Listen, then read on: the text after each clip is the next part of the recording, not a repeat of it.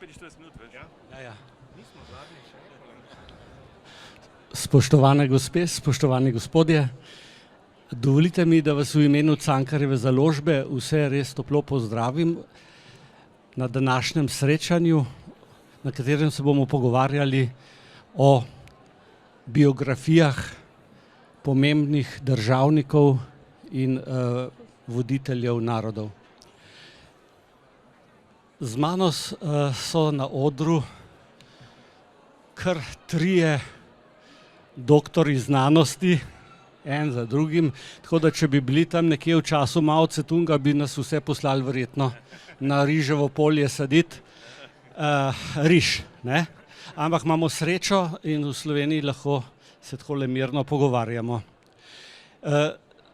Prvi iz moje desne, vaše leve, je doktor Andrej Rahten,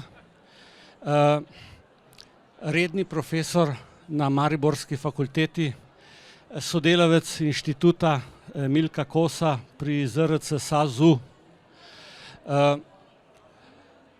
senator Mariborske filozofske fakultete, urednik zbirke Studia diplomatica in potem bi lahko našteval še verjetno do konca današnjega našega srečanja, tako da bom tu nehal z naštevanjem njegovih nazivov. V sredini sedi doktor Aleksandra Gačič Belej, ki je zgodovinarka, doktorirala pri doktorju Rahtenu, poleg tega je prevajalka, lektorica, dejavna na vseh področjih, ki si jih lahko zamišljate. In poleg mene je doktor Gregor Antoličič, prav tako sodelavec inštituta Milka Kosa pri ZRC SAZU, avtor številnih knjig ali pa urednik le-teh, skratka človek, ki je svoje znanstveno-raziskovalno delo posvetil predvsem tematiki Prve svetovne vojne in pa zadnjih desetletij, bi rekel, izdihljajev Habsburške monarhije. Tema današnja je, kot že veste iz napovednika, vprašanje biografij politikov, državnikov, pri katerih se omejujemo na tiste, ki so pomembni za slovenski narod. Spregovorili bomo pač o tem revivalu, o tem ponovnem razcvetu ali pa sploh na stališča Slovencev skoraj začetku res nekega sistematičnega proučevanja življenjepisov naših pomembnih prednikov, mogoče z različnih zornih kotov, tako da boste začutili to problematiko tako, kot jo čutijo raziskovalci, znanstveniki, kot bralci boste pa seveda lahko uživali, ko boste knjige vzeli v roke. Za začetek bi mogoče prosil za en okvir današnjega pogovora in sicer kako ocenjujete pomen politične biografije v slovenskem zgodovinopisju? Kako je bilo v času vaših predhodnikov, kolegov zgodovinarjev in kaj se dogaja zdaj v zadnjih desetletjih? Ja, hvala za besedo. Res sem vesel, da smo se danes tukaj zbrali v tej skupini. Hvala seveda tudi Cankarjevi založbi, da se je odločila, da nas povabi k temu pogovoru. Seveda, danes smo tukaj sami biografi, ki nekako smo biografijo posvojili kot naš medij, torej kako pravzaprav predstaviti zgodbo, da bi postala čim bolj živa, zato je tudi naslov torej novo življenje klasične biografije. In seveda moram povedati, da sem že lahko rečemo, konec prejšnjega stoletja nekako z nekim obžalovanjem opazoval našo historiografijo in ugotavljal, da pravzaprav tistih klasičnih biografij primanjkuje. Zdaj razlogi so različni, vezani so seveda na kaj ne rečem, specifiko slovenske zgodovine. Če samo na kratko povem, da je pravzaprav slovensko zgodovinopisje po koncu Habsburške monarhije iskalo predvsem sinteze. Torej šlo se je za sintezo nekaterih ključnih, bi rekel, obdobij v naši preteklosti. Od, lahko rečemo, medievistike pa vse do, lahko rečemo, konca 19. stoletja. In seveda individualne zgodbe, torej zgodbe posameznikov, niso bile v ospredju. Ena izjema je tu, ki jo vedno znova poudarjam kot neke vrste pionirja biografike, politične biografike na Slovenskem, in to je seveda Gorše, ki je za svojo biografijo Razlaga na nek način odprl vrata v politično biografiko na Slovenskem. Knjiga je šla leta 1940, potem pa dolgo nič, dolgo nič. In nekako se zdi, da so slovenski zgodovinarji malo spregledali tisti znani rek znamenitega britanskega zgodovinarja A.G.P. Taylorja, ki je nekoč zapisal, da se v vsakem zgodovinarju nekako skriva biograf. Torej vsak zgodovinar nekje podzavestno gradi svojo zgodbo na biografijah. In z tega vidika sem se kar malo začudil, kako so uspeli slovenski zgodovinarji in zgodovinarke tako dolgo časa skrivati, bi rekel, to svojo ljubezen do biografije. No, ampak že samo dejstvo, da smo se danes tukaj zbrali, pove, da smo resnično to, kar je omenil gospod Logar, sredi enega revivala, renesanse, če hočete, klasične biografije, in lahko sem samo vesel, da nas je za to mizo že toliko zbranih. Verjamem pa, da če bi se odločili, bi lahko organizirali še 3 takšna omizja in bi ugotovili, kako daleč je pravzaprav že napredovala slovenska znanost, ko gre za biografiko. Med biografijami lahko govorimo o tistih biografijah, ki govorijo o osebnostih, ki jih vsak izmed nas vsaj nekako v podzavesti nosi s seboj. Na drugi strani so pa biografije ljudi, ki so bili nekoč za Slovence izjemno pomembni, pa so iz tega ali onega razloga utonili v pozabo. In danes praktično, če bi človeka tukaj, kateregakoli skoraj na sejmu, vprašal po teh ljudeh, bi težko povedal več kot stavek ali 2, ali pa bi samo skomignil z rameni. Tega področja, ki je še najbolj deficitarno v bistvu pri nas, se je lotila Aleksandra Gačič-Belej, ki je ugrizeljna ravno v to težko jabolko že s svojim prvencem. In vprašanje, ki se mi zastavlja, je, kako ste se odločali za izbor osebnosti, ki ste se jih lotili, in zakaj nekatere ljudi nimamo v naši nacionalni zavesti, nacionalnem spominu? Najprej lep dober večer vsem in tudi hvala za povabilo, za sodelovanje v tej okrogli mizi.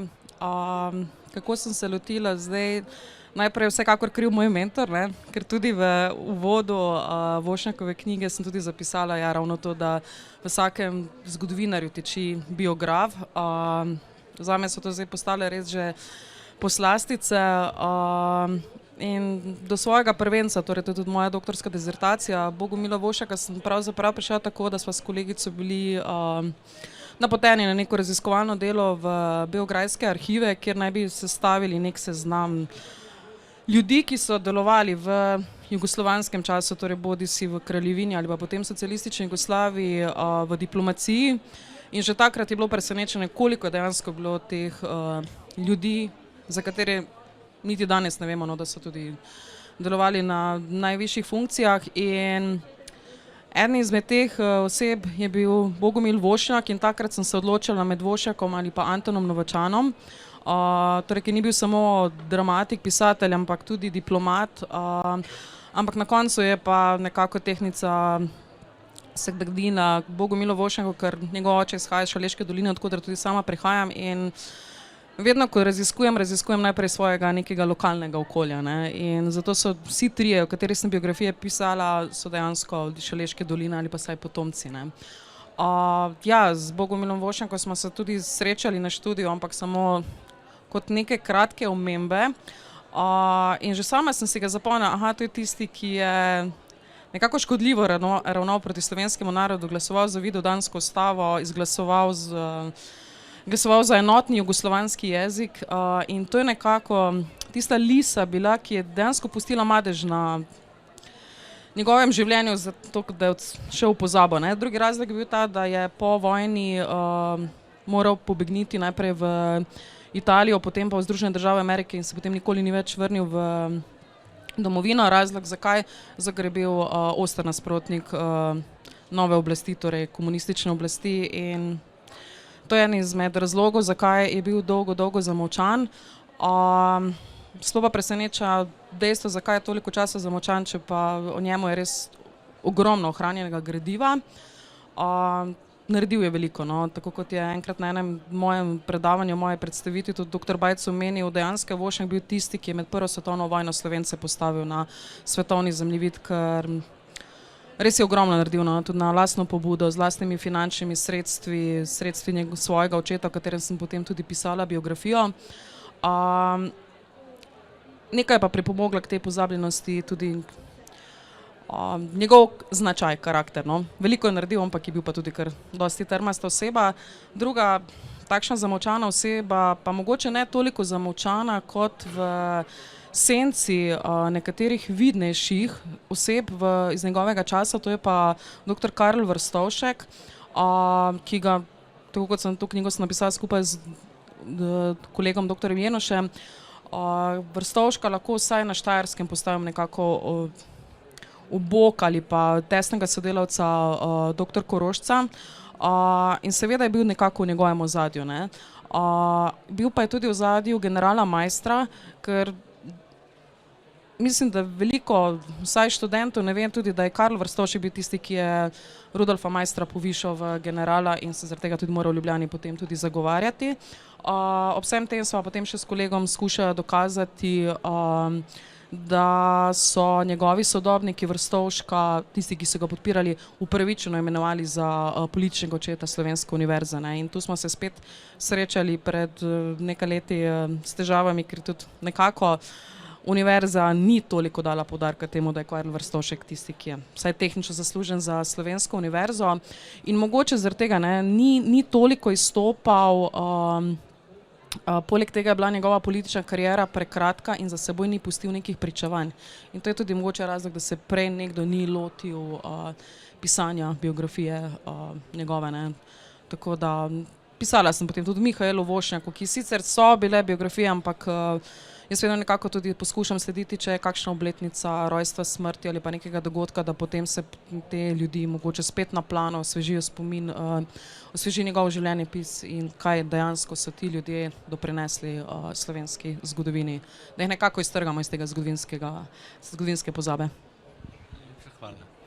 No, človek, ki se je pa ukvarjal z Habsburžani v drugi polovici 19. stoletja in potem vse do tega, ko je bil pripravljen naš zadnji cesar pobegniti iz svoje Avstrije, je pa seveda naš Gregor Antoličič. Bil je soavtor in urednik knjige o Francu Jožefu, potem je napisal knjigo o njegovem mlajšem bratu Maksimiljanu, ki nam sicer ni vladal, ne, je pa v eno nesrečno smrt in usodo spravil kar eno lepo kupico slovenskih fantov in mož, ko so mu sledili v Mehiko, kjer je postal mehiški cesar. In letos je izšla še knjiga o Karlu, zadnjem Habsburžanov na prestolu, ki je pač poravnal račune, vse napake za leta in stoletja nazaj in moral v bistvu priznati, da je imperija konec, ne.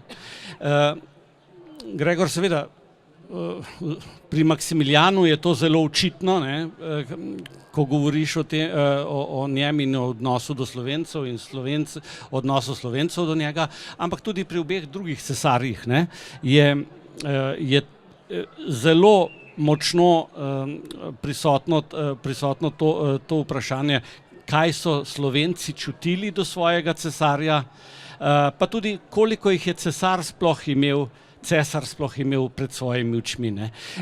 Koliko lahko spoznamo zgodovino Slovencev na ozadju biografij teh Habsburžanov.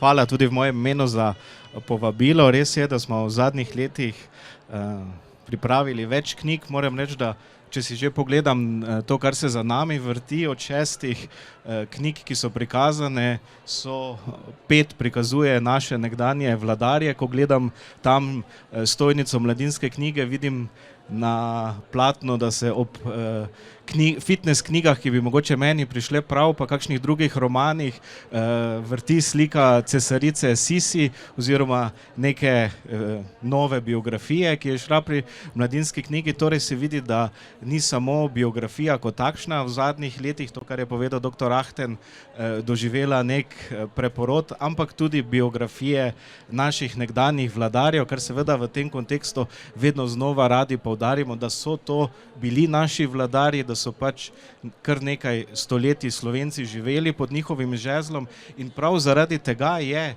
tudi za razumevanje naše preteklosti, tudi za razumevanje položaja Slovencev v primeru vladavine Franca Jožefa in potem seveda vladavine cesarja Karla, za zgodovino Slovencev druge polovice 19. stoletja in zgodovine Slovencev enega najbolj turbulentnih časov, torej prehoda iz Habsburške monarhije v neko jugoslovansko državno tvorbo, izjemnega pomena, da torej poznamo vladarje oziroma tudi v primeru knjige dr. Ahtena, biografijo Antona Korošca, torej tistih oseb, ki so nenazadnje odločali in ki so imeli vpliv. Nenazadnje je zgodovina človeštva, zgodovina posameznika in zato je še toliko bolj zanimivo, da te posameznike seveda spoznavamo, ne samo morda v prvi vrsti tisto, kar morda ljudje najbolj zanima v primeru vladarjev, torej kaj so radi jedli ali pa s kom so si delili zvečer posteljo, ampak tudi neke njihove politične vizije, predvsem pa to, kako so oni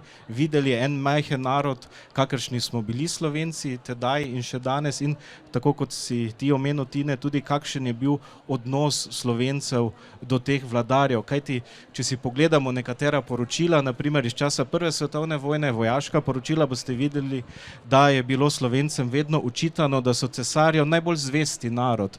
Torej to pomeni, da za tistih 1,5 milijona Slovencev, ki so okrog leta 1914 živeli na tem našem ozemlju, je vladar predstavljal nek sinonim nečesa, karkoli je že to bilo in tudi iz vidika tega, da vsak od nas piše neko zgodovino, za zgodovino stojijo ljudje, nenazadnje tudi ustava, tudi danes v neki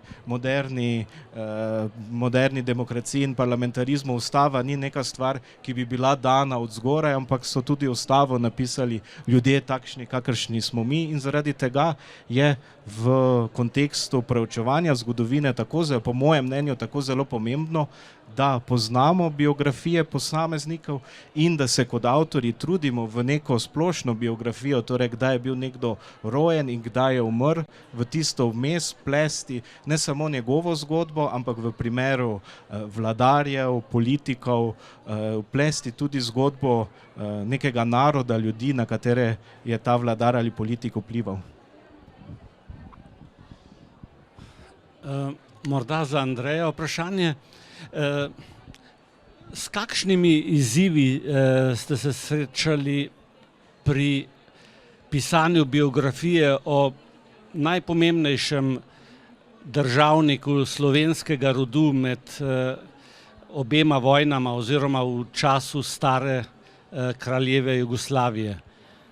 Ja, seveda, izzivi so pravzaprav podobni, ne.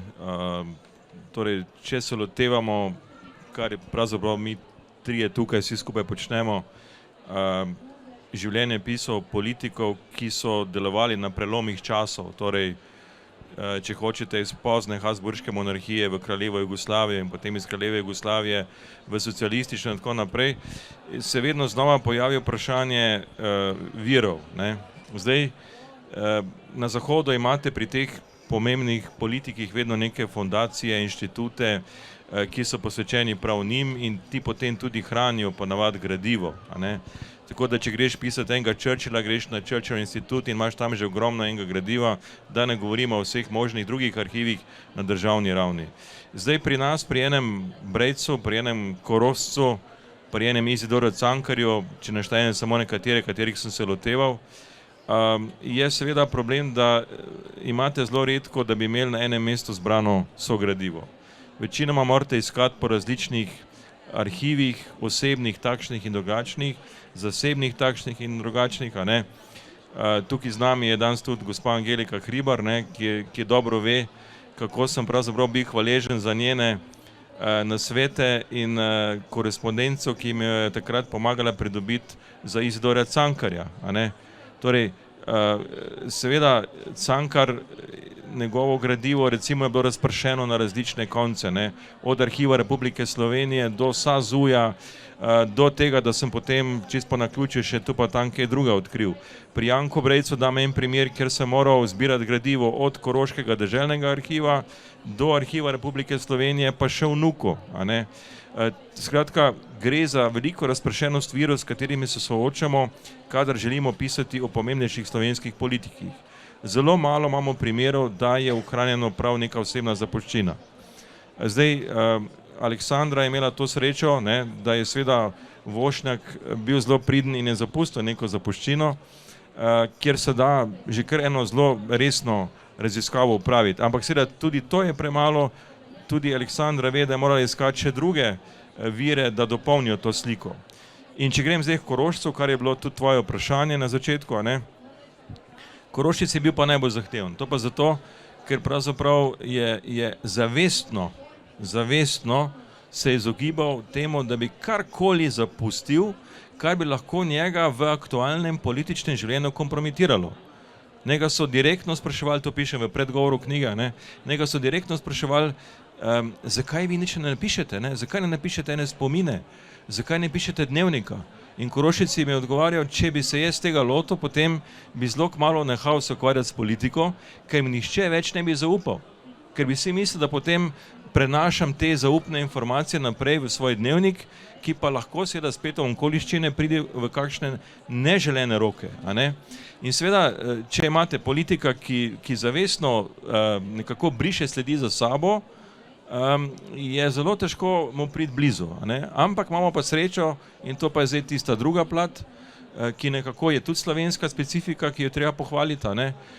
Imamo pa relativno močno memoarsko literaturo. Mi imamo, moram reči, kar glede na to, koliko imamo produkcije, a ne, imamo zelo močno memoarsko literaturo. In ta sicer ne more čisto nadomestiti, bi rekel, teh primarnih virov, ampak lahko pa zelo pomaga, da pridemo osebnosti blizu. In če berete Korošca, boste videli, a ne, da imamo veliko srečo, da se je potem po letu 1945, a ne, ko se omakne en del inteligence, ki je krožil Korošca v tujino preko oceana, a ne, da so oni vsako leto, sploh pa ob jubilejih, objavljali memoare o njem. In to so tako koristne informacije, da enostavno omogočajo biografu, da je resnično lahko naredi celovito sliko. Tako da od osebnosti do osebnosti je seveda različno, ampak nekako imam čutek, da bolj, ko je nek državnik pomemben, ne, če gremo zdaj, vendarle si upamo malo iti po kakšni lestvici, ne, manj bomo našli v njem stvari, ki so res zanimive za biografa, bolj moramo računati z neko razpršenostjo virov. Ne. Zdaj, ko sem na koncu že finaliziral pisanje knjige, sem imel na koncu drug problem in ti to kot urednik dobro veš, da sem pravzaprav moral že selekcionirati vire na koncu, a ne, ker je že enostavno bilo za določena obdobja v Korošcu pa vendarle teh memoarskih zapisov preveč. A ne? In zdaj spet pridemo do vprašanja sinteze, ki se vedno znova pojavi in seveda upam, no, da smo vendarle dokazali, vsaj v tem krogu lahko rečemo, ne, da smo ne glede na problem razpršenosti virov se uspeli približati našim junakom, ki jih opisujemo v knjigi. Seveda že iz dozdajšnje razprave je jasno, da se pogovarjamo o biografijah, ki bi jim lahko dali oznako znanstvene biografije. Ne gre za neke literarizirane biografije, ne gre za neke žurnalistično napisane biografije, ampak za biografije, ki seveda svoj predmet preučevanja, to je posamezna oseba, pač opazujejo iz različnih zornih kotov, s pomočjo različnih virov in skušajo seveda se prikopati do čim bolj znanstvenih spoznanj. Kako pa je bilo pri teh osebah, o katerih smo prej govorili, Vošnjak, a ne, recimo, kako pa je bilo z vprašanjem virov in soočanjem s tem pri vas, Aleksandar?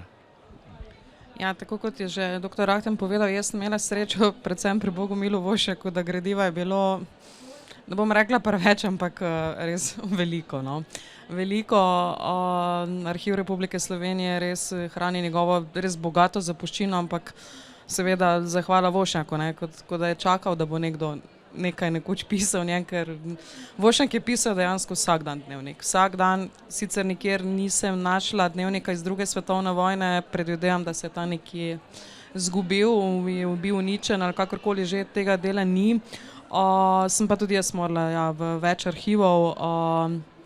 Torej, prvo srečanje je bilo že to, ko sem šla v arhiv Jugoslavije, tam je bila osebna mapa, ampak tam smo imeli, s kolegico smo imeli samo srečo, da so ravno kar so takrat, mislim, da 1 leto predtem so neko razstavo pripravljali o diplomatih in so potem razvrstili po narodnostih in smo zato imeli pač že osebne mape teh diplomatov, tudi Slovencev, čeprav moram priznati, da se je tudi kakšen Makedonec notri pririnil, verjetno zaradi priimka, kakorkoli že, da so zamešali. Že tam je med vsemi temi diplomati je njegova osebna mapa najobsežnejša. Potem, kot sem rekla, Arhiv Republike Slovenije in potem sem imela pa še eno, moram reči, da zelo veliko srečo, kar sem še danes hvaležna, namreč zdaj že pokojni dr. Arnež mi je dovolil vstop v svoj arhiv in on je imel pa njegovo zapuščino iz Združenih držav Amerike, torej je pripeljal v Slovenijo, tako kot že veliko gradiva, ki ga je pripeljal. Slišala sem tudi zgodbo, kako naj bi to gradivo dobil in nekoga drugega prehitev, šel k njegovi drugi soprogi, menda z neko bombonjero in z vrtnicami in je dejansko so gradivo dobil in na tak način je to gradivo pristalo v Sloveniji. In ja, brez tudi tega gradiva bi bila ta biografija, nekaj bi manjkalo, torej vsaj neka analiza njegovega življenja skozi njegove dnevnike, zato sem potem tudi predlani, oziroma že 3 leta nazaj objavila tudi njegov dnevnik. Prvi dnevnik je objavil magister Kološa, drugega sem pa potem jaz objavila iz časa njegovega življenja po drugi svetovni vojni, torej v Združenih državah Amerike. In pri Vošnjaku sem se potem srečevala dejansko s temi težavami, kaj vključiti. Knjiga je že tako obsežna, pa gradiva imam doma še toliko, da bi lahko zagotovo še nekaj knjig napisala. V tej zapuščini so tudi številni njegovi neobjavljeni članki, celo nek scenarij za nek film je napisal, tako da gradiva je še dosti, in dela je še dosti. Druga težava bi bila pa naprimer Karl Vrstovšek. Tu sem imela tudi srečo, da sva s kolegom Jenešem skupaj pisala. Tukaj sva se pa morala veliko osredotočati na sekundarne vire, torej na časopisne, na spomine in sam Vrstovšek ni pustil, ni zapustil zapuščine, ni napisal spominov, in tako da smo se morali potem na druge avtorje in druge raziskovati, da smo lahko nekako napisali neko zgledno biografijo, ki jo lahko označimo kot znanstveno. Tretja, Mihael Vošnjak, ki jo imam tukaj, ta je pa dejansko nastala ravno na podlagi gradiva, ki sem ga uporabila pri Bogumilu Vošnjaku. Ohranjeni so številna pisma, korespondence z njegovim očetom in tudi zapiski v dnevnikih. Tako da o Mihaelu Vošnjaku je že davnega leta 1978 Dušan Omahen pisal svoje doktorske dizertacije, ampak to prav knjižnih zdaj ni bilo, par izvodov je ohranjenih na različnih inštitucijah, in se mi je prav zdelo ob 100. obletnici njegove smrti, da se pa to nekako obnovi in dopolni z novimi izsledki, z novim gradivom. Tako da, ja, velikokrat se zgodovinarji bolj srečujemo s tem pomanjkanjem gradiva, kot pa sem imela srečo pri Vošnjaku, ki pa je bilo gradiva veliko in ga je še vedno dosti za obdelati. Hvala. Takole bi rekel, s temi političnimi biografijami smo v Cankarjevi založbi se začeli ukvarjati o izidu prve, to je o Mariji Tereziji.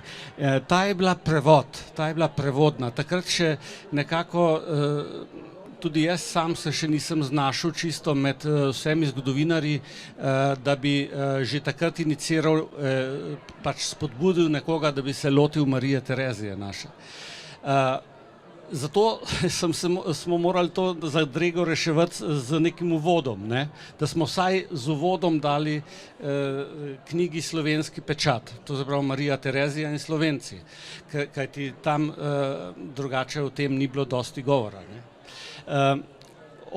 Od Marije Terezije naprej sem sklenil, da nobene knjige več ne bomo prevajali, čeprav je poplava teh knjig naših vladarjev seveda v tujih jezikih, in sem sklenil, da če bomo naredili zbirko vseh vladarjev, ki so nam vladali, zdaj nam jih še nekaj manjka, še kar nekaj, ampak vseeno, da bomo to delali Slovenci in da bo vsaka od teh knjig imela v bistvu nek nenapisani podnaslov Franc Jožef in Slovenci, Karl in Slovenci, Maksimilijan in Slovenci, je v resnici vsaka od teh knjig.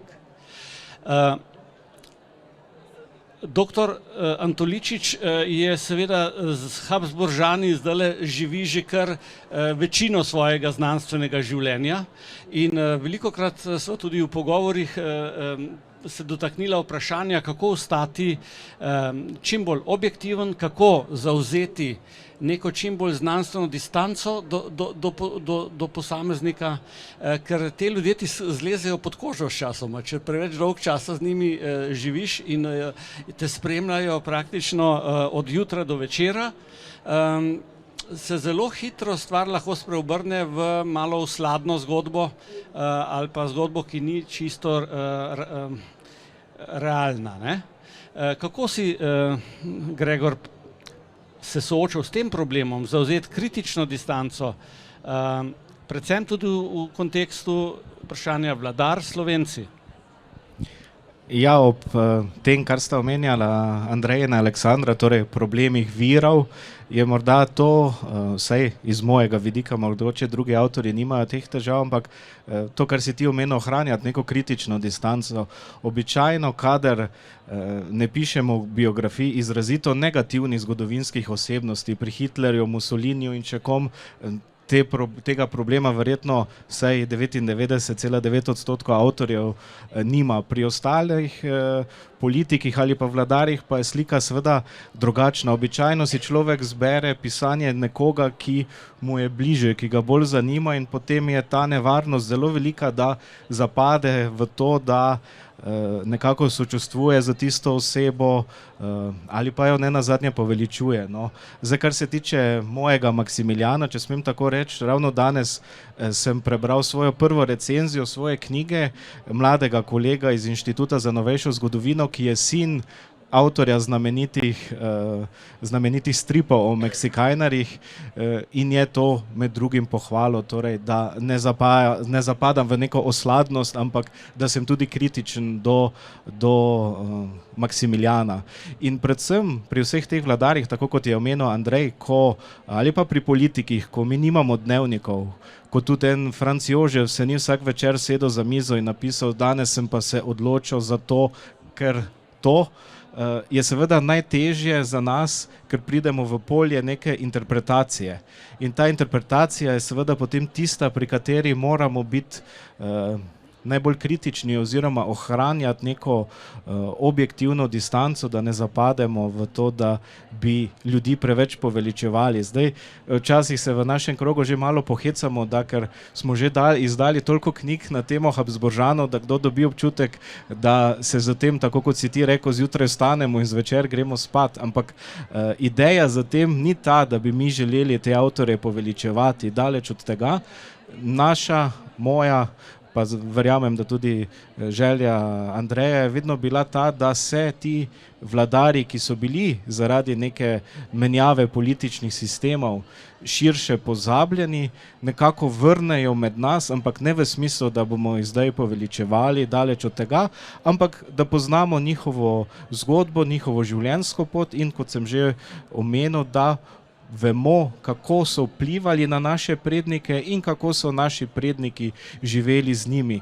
Ampak če imamo pred očmi, kadar pišemo biografijo to, da pišemo biografijo človeka, pač moramo vedno imeti pred sabo, da je ta človek bil krvavi pod kožo, tako kot smo vsi, in da na pravilni način v sklopu ene biografije ovrednotimo njegove pozitivne lastnosti, da pa predstavimo tudi negativne lastnosti. In v uvodu v Maksimiljana sem tudi namenoma napisal, da sam kot avtor ne želim na koncu potegniti neko črto in napisati, je bil dober vladar, je bil slab vladar, je bil dober človek, je bil slab človek, ampak preko enega splošnega prikaza njegove biografije, njegove življenjske poti vsakemu bralcu omogočiti, da si lahko sam ustvari sliko in ne implementirati neko mojo interpretacijo, ki je mogoče lahko pravilna ali pa napačna, v vsakem primeru, če gre za čisto osebno, je subjektivna. In pri nekaterih biografijah, ki potem prerastejo v hagiografije,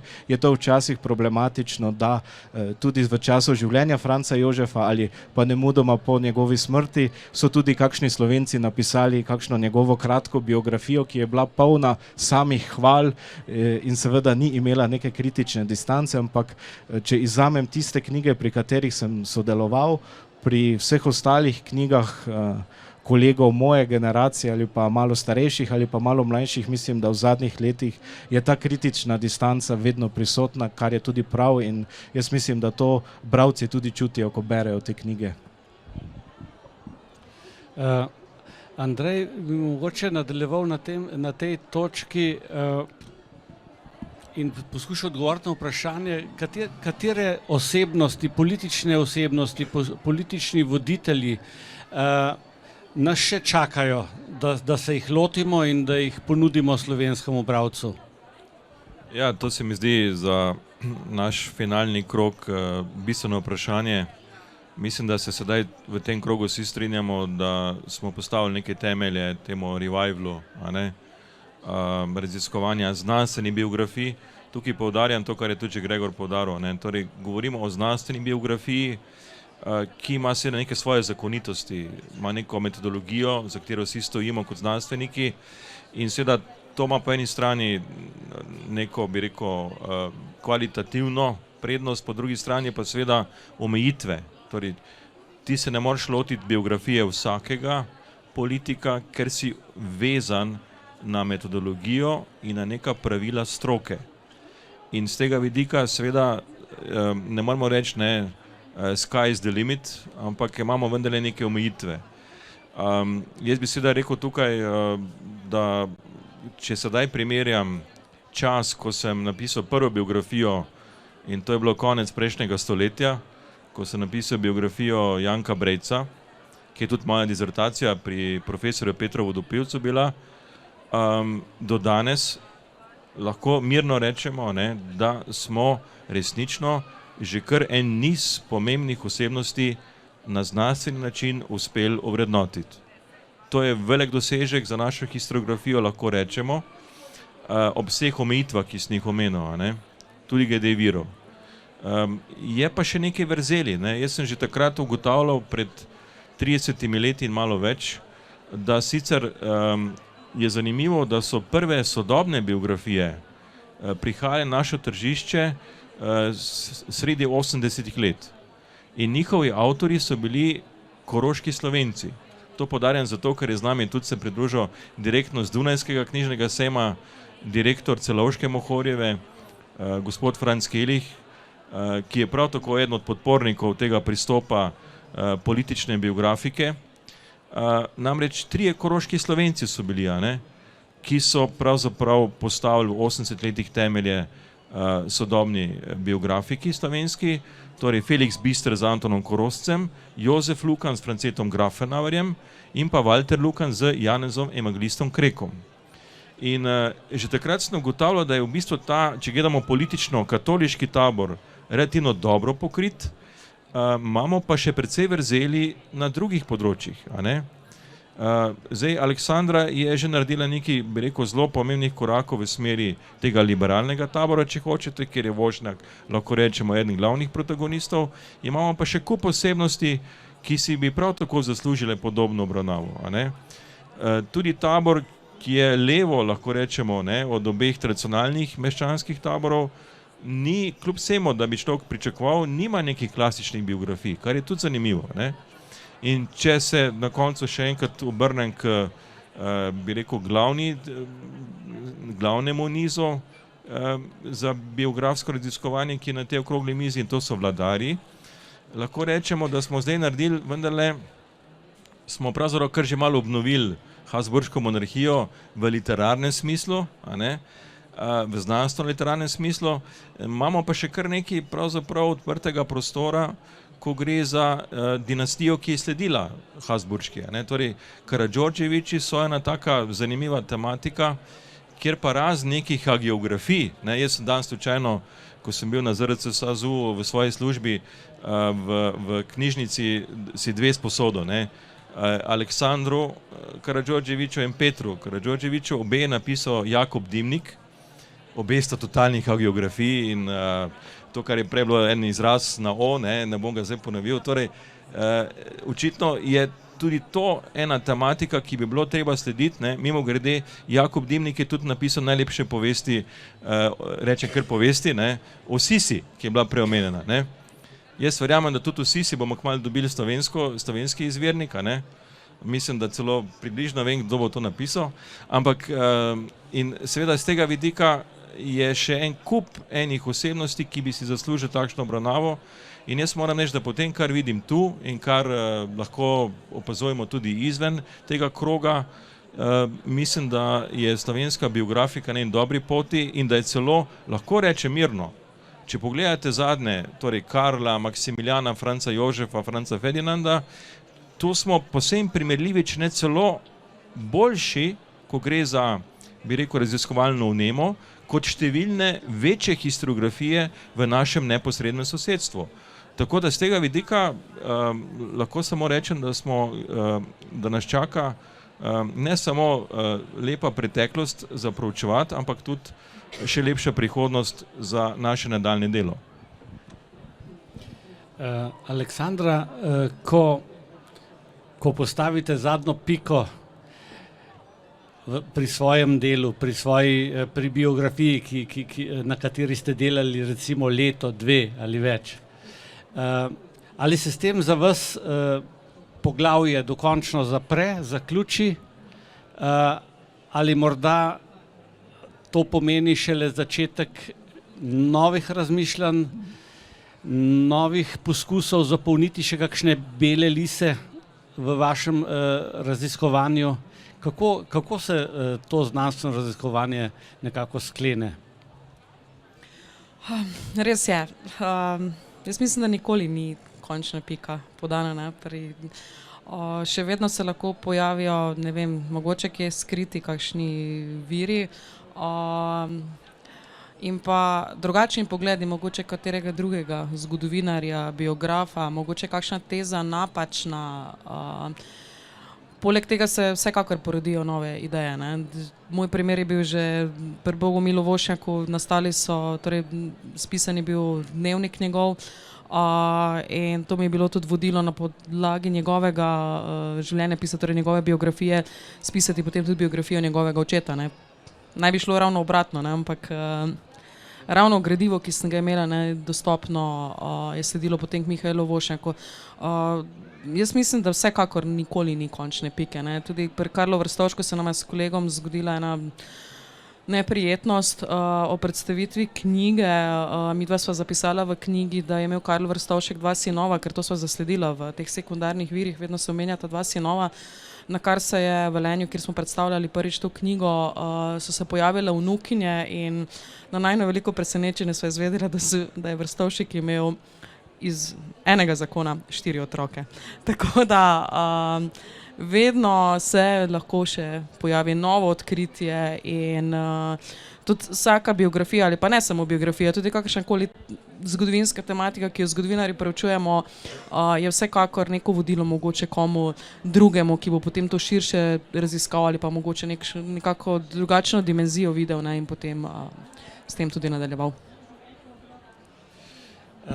Za konec bi vas nekako še skušal informirati o tem, kako se odvijajo stvari na založbi, ne. Založbe so po celem svetu in tako tudi mi pod neprestanim pritiskom, da bi izdajale biografije znanih politikov, znanih voditeljev, državnikov. In to predvsem tistih, ki so še živi, ne. Jaz sem se skoraj vse svoje življenje v založništvu otepal različnih pritiskov, da bi izdajal, ne vem, Busha, mlajšega, starejšega, Clintona, pa mogoče še njegovo ženo, pa Obamo, pa Trumpa, pa Putina, ne. In to izpod peres vseh mogočih avtorjev, ne. Ko sem vse po vrsti kategorično zavračal, so bili nekako šokirani tuji založniki. Sem jim povedal, da želim, da je vsaj kakšnih 20 let človek mrtev, preden pride lahko v program knjižni, in ni to samo neka propaganda. Potem so nekako me nehali nadlegovati, ne. Kakšne so prednosti ali pa slabosti biografij ljudi, ki so še živi, ne? Jaz bi rekel, v naši založbi sem samo enkrat prekršil to moje, bi rekel, zakletev, da ne bom živih ljudi izdajal. To je bilo pri kraljici Elizabeti II. Ker je toliko stran od teh drugih, bi rekel, premijejev in predsednikov, pa živela je že toliko časa, da sem mislil, da če jo ne bom izdal, me bo preživela, ne. In sem rekel, zdaj jo bomo izdal, ker verjetno ne bom doživel njenega pogreba. No, tisto smo izdali in to je bila neuradna biografija, drugače pa nikogar nisem želel izdati. Izdali smo še Drnovška, ki je moral biti pred tem že nekaj časa mrtev, ne. Kako misliš, so kakšne prednosti? Prednosti gotovo tudi so nekatere, ne? Absolutno, v enem stavku bom končal, ker gospod tehnik je rekel, da nas bo že dol pometal. Seveda gre točno to, kar si ti omenil. Meni se zdi problematično in razumem to, kar si ti omenil, Clintona, Obamo, da v bistvu napiše neko avtobiografijo po koncu mandata, ker s tem zasluži par milijonov in tudi vsak od nas bi jo napisal, če bi mu Mladinska knjiga ponudila toliko denarja. Ampak razlika je seveda v tem, da to, kar je prej povedal Andrej, da pri te biografije niso znanstvene biografije, tako kot te, ki jih mi predstavljamo, ampak so zame, tudi v primeru, ko jih pišejo zgodovinarji ali novinarji o Trumpu, Putinu ali še kom drugem, predvsem fiktivni romani, ker nihče od nas ne ve, kaj stoji v resnici. Zato je, mislim, da prednost teh biografij vseh, da so znanstvene, tiste so pa mogoče zanimive iz vidika tistih, ki jih bolj zanima rumeni tisk, pa si mislijo, kaj se dogaja za zaprtimi vrati, kot pa za nekega resnega bralca, ki ga res zanima, kaj se je dogajalo. Sem bil, upam, da dovolj kratek. Najlepša hvala vsem trem za prijeten pogovor. Hvala.